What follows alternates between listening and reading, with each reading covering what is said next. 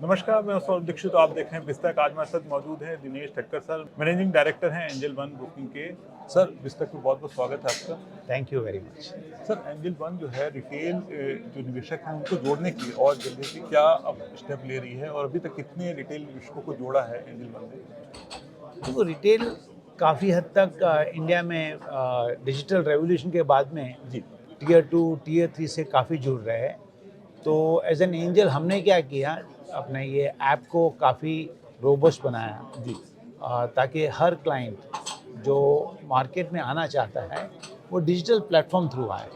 आप देखोगे मोस्टली जो क्लाइंट का जो पॉपुलेशन बढ़ा जी जब डिजिटल पूरा सब हुआ ना, ये सब चीज़ें डीमैट अकाउंट खोलना यूपीआई पेमेंट, तब ये टीयर 3 और टीयर 2 पॉकेट से ऑलमोस्ट 70-80% क्लाइंट नए आए हैं। जी जी तो एंजल काफ़ी हद तक इन्वेस्टमेंट टेक्नोलॉजी में कर रहा है ताकि ये जो ऐप उनको मिल रहा है वो इजी हो यूज़ करना और अलग अलग लैंग्वेज में मिले उनको। रिसर्च मार्केट की नॉलेज अलग अलग लैंग्वेज में मिले, हर मॉर्निंग को उनको अपडेट मिले। सर, कितने अब जो यूथ हैं जो नए जो कह सकते हैं छोटे शहरों से अब आ रहे हैं मार्केट में, और किस तरह उनको एंजल वन से सपोर्ट मिल रहा है इसमें आने में? देखो, हमारा customer base total 3 crore 25 lakh के करीब है और उसमें से 70% से भी ज़्यादा लोग टीयर 2 और टीयर 3 से आ रहे हैं। आप देखोगे जो मेट्रो का पॉपुलेशन जो पहले अपने ये 15 साल पहले 20 साल पहले जो मार्केट में आते थे जी वो टोटल कस्टमर बेस का 15 या 20% भी नहीं है। तो मोस्टली जो भी नए कस्टमर आ रहे हैं वो अलग अलग टाउन से अलग अलग विलेज से आ रहे हैं जी जिनके नाम हमने सुने भी नहीं। हाँ। सर, क्या फीमेल का पार्टिसिपेशन बढ़ा है मार्केट में क्या?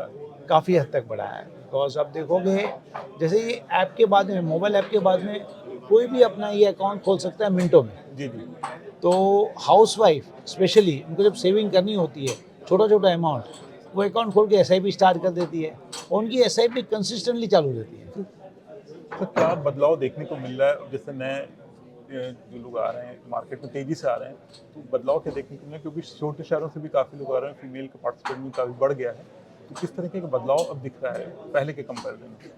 देखो, अब जो बदलाव दिख रहा है कि पहले इन्वेस्टर जब आते थे, हम इन्वेस्टर कहते हैं बट मोस्टली ट्रेडर रहते थे, वो आते थे मार्केट में सिर्फ वर्कआउट देखने के लिए।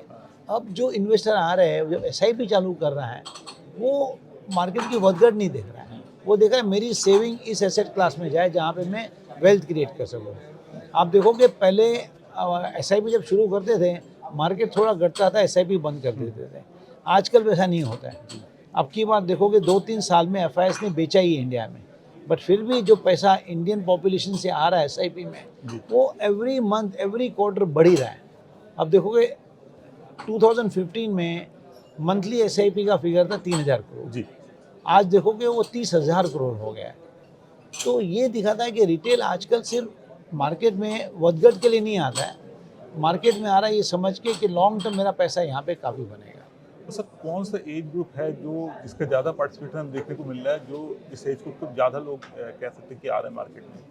तो ओवरऑल इंडिया देखोगे उनकी मीडियन एज है 27-28, तो मेजॉरिटी जो पॉपुलेशन इस एज की है। तो जो भी नया कस्टमर बेस आया हुआ है जी वो इसी एज ग्रुप का है, 25 से लेके 32 तक। और ये एज ग्रुप कहाँ से आया है? टीयर 2 टीयर 3 टाउन से। जी तो मोस्टली आप मोस्ट पॉपुलेशन देखोगे टीयर 3 टीयर 3 से आया, उसका सबसेट है यंग पीपल। और काफ़ी लोग तो कॉलेज में पढ़ रहे हैं पर फिर भी अपना पॉकेट मनी इस मार्केट में डाल रहे हैं। क्या सर कह सकते हैं कि लोगों को नॉलेज हो रही है कि अब जैसे पहले लोग एफडी करते थे, तो अब क्या एफडी की जगह म्यूचुअल फंड की तरफ आ रहे हैं, एसआईपी की तरफ रुझान बढ़ा है?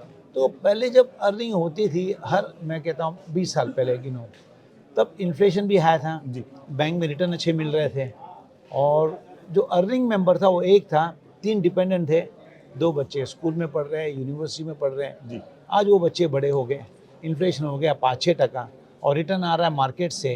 कॉर्पोरेट अर्निंग का मैं कह रहा हूँ, कॉर्पोरेट अर्निंग ग्रो हो रही है 12-13% से, या उतना कम से कम रिटर्न उनको आएगा। तो ये एसेट क्लास काफ़ी अट्रैक्टिव हो गया उन लोगों के लिए जिनके पास वक्त है। जी तो जो यंग पॉपुलेशन मार्केट में आ रहा है उनको पता है कि हमको 20-25 साल तक इन्वेस्टमेंट करना है और उनको लगता है ये इक्विटी के रिटर्न्स काफ़ी अच्छे हैं। और सर, जो नए इन्वेस्टर आ रहे हैं वो कौन कौन सी गलतियां करते हैं जो आपको लग रहा है कि नहीं करनी चाहिए?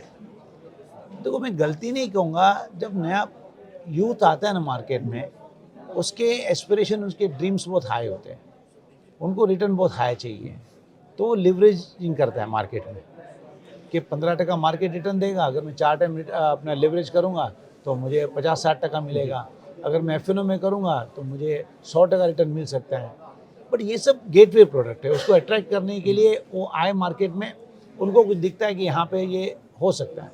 बट डेफिनेटली हम और सोशल मीडिया में देखोगे, अच्छे लोग कहेंगे इतना रिटर्न, जो एक्सपेक्टेशन बहुत हाई है। जी। तो गलतियाँ क्या होती है?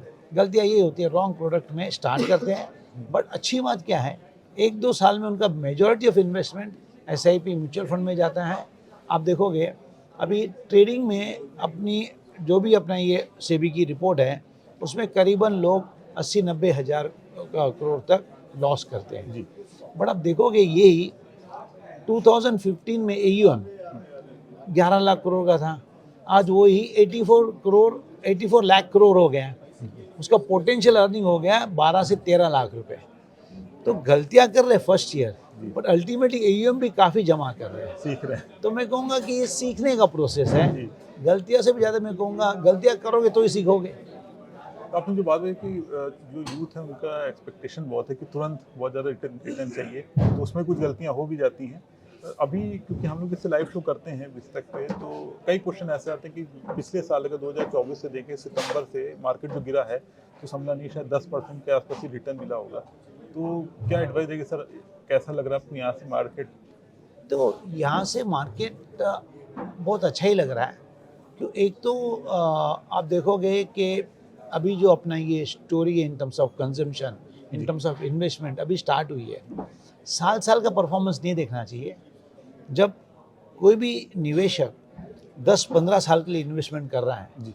और जो यंग पॉपुलेशन है 28, 29, 30 वाले, उनका हॉराइजन काफ़ी बड़ा होना चाहिए। 1-2 साल ऐसा भी जाएगा आपको रिटर्न बड़े नहीं मिलेंगे, और 1 साल ऐसा जाएगा जो आपको 30% रिटर्न मिलेंगे। बट कैगर जो आपको मिलेगा इंडेक्स से, लगभग 14 या 15% का मिलेगा, जो कि बहुत अच्छा अपना ही कैगर है। तो मैं कहूँगा कि हर साल का ट्रैकिंग करके ट्रेडिंग होती है। इन्वेस्टमेंट करना हो तो आपको 5-5, 6-6 साल का हॉराइजन देखना पड़ेगा, और वहाँ पे अपनी इकोनॉमी की जो ग्रोथ हो रही है, जी। वर्ल्ड में सबसे अच्छी हो रही है। अगर अपनी इकोनॉमी ग्रो होती है 7% से, इन्फ्लेशन आप 5% गिनो, 12%, तो लिस्टेड कंपनीज का परफॉर्मेंस 2-3% अच्छा होता है, तो 15% का रिटर्न आपको उस हिसाब से फंडामेंटली आएगा। पर कभी आपको 30% रिटर्न देगा, कभी आपको 10 मिलेगा, बट पूरा बास्केट का एवरेज आप देखोगे तो कैगर 14 या 15% आएगा, और जो कि अच्छा रिटर्न है। सर एक क्वेश्चन बहुत आता है कि क्योंकि जिस तरह गोल्ड और सिल्वर के रेट बढ़े, क्योंकि मार्केट तो डाउन रहा, तो अब लोग सवाल ये कहते हैं कि हम गोल्ड और सिल्वर में इन्वेस्ट करना शुरू कर दें, मार्केट को छोड़ दें। आपकी क्या सलाह रहेगी? देखो, आप हर हमेशा चलती गाड़ी में चढ़ने जाओगे तो गिर जाओगे। तो जब आप चढ़ोगे गोल्ड और सिल्वर में, पता लगेगा इक्विटी चल रहा है अभी, तो आपको एक पोर्टफोलियो बनाना पड़ेगा कि मुझे इक्विटी में 17% रखना है, 10-15% अपने ये गोल्ड या सिल्वर में रखना है। जी। उस टाइप पे आपको प्लान बना के आपको रेगुलरली इसमें इन्वेस्टमेंट करना पड़ेगा। कभी गोल्ड की गाड़ी चलेगी, कभी सिल्वर की चलेगी, तो कभी इक्विटी की चलेगी, और कभी फिक्स्ड आपको अच्छा रिटर्न देगा। सर एक लास्ट जानना चाहेंगे, किसी को अपना पोर्टफोलियो बनाना है तो एक बैलेंस पोर्टफोलियो कैसा होना चाहिए, कितनी इक्विटी होनी चाहिए, कितना गोल्ड में रखना चाहिए, और शुरुआत कितने रुपए से कर सकते हैं? शुरुआत के लिए मैं कहूँगा कोई डिस्ट्रैक्शन नहीं, इंडेक्स फंड ले लो, ईटीएफ ले लो, और कुछ आपको सोचने की ज़रूरत नहीं कौन सा स्टॉक चलेगा कौन सा नहीं चलेगा।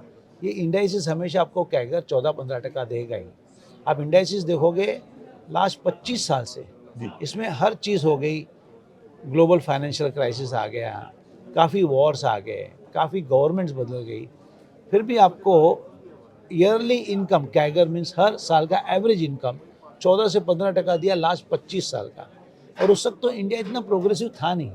आज आप नेक्स्ट देखोगे 25 ईयर्स इंडिया का और अच्छा रहेगा। जी। तो मैं कहूँगा एक ही बात, इंडेक्स फंड लो, ईटीएफ लो, और रेगुलरली इसमें इन्वेस्टमेंट करो।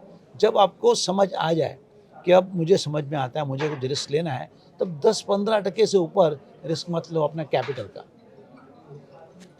और सर क्या आपने कुछ एक चीज़ देखा कि यूथ तो काफ़ी आ रहे हैं, जैसे फीमेल का पार्टिसिपेशन भी बढ़ा है, क्या प्रॉफिट कौन कमा रहा है? फीमेल ज़्यादा कमा रही है, जो यूथ हैं वो ज़्यादा कमा रहे हैं?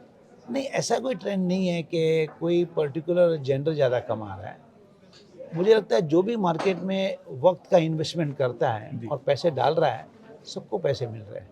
और कोई अगर 1 साल आके ट्रेडिंग से लॉस करके चला जा रहा है, उसका पैसा नहीं बन रहा है। तो दिनेश सर ने बहुत सारी इंपॉर्टेंट बातें बताई हैं कि किस तरह से पोर्टफोलियो बैलेंस पोर्टफोलियो होना चाहिए, मार्केट का क्या है और नए इन्वेस्टर किस तरह मार्केट में आ रहे हैं। दिनेश सर बहुत बहुत शुक्रिया। Thank you very much. बहुत अच्छा लगा आपसे बात करके।